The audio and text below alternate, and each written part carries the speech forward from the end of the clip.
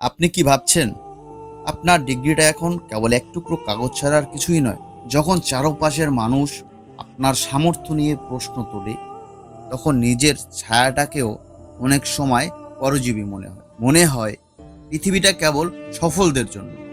আপনার মতো ব্যর্থদের জন্য এখানে কোনো জায়গা নেই। বেকারত্ব মানে কেবল পকেটে টাকা না থাকাই নয়। বেকারত্ব মানে হলো প্রতিদিন নিজের আত্মসম্মানের সাথে যুদ্ধ করা। কিন্তু মনে রাখবেন, সূর্য ডুবে যাওয়ার মানে এই নয় যে সে হারিয়ে গেছে। সে আসলে পরের দিন আরো তেজ নিয়ে ফেরার প্রস্তুতি নিচ্ছে। পথ চলা শুরু করার জন্য আপনার বড় কোনো মূলধনের প্রয়োজন নেই। প্রয়োজন শুধু নিজের উপর অটুট বিশ্বাস আর লজ্জা বলে যে কোনো কাজ শুরু করার মানসিকতা।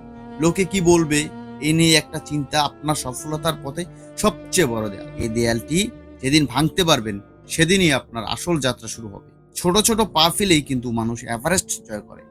তাই আজই আপনার কাছে থাকা সামান্য সুযোগটাকেই কাজে লাগিয়ে ঝাঁপিয়ে পড়ুন। আপনি কি এখনো বড় কোনো সুযোগের অপেক্ষা বসে থাকবেন, নাকি আজ থেকেই নিজের ছোট সামর্থ্য দিয়ে ইতিহাস গড়া শুরু করবেন?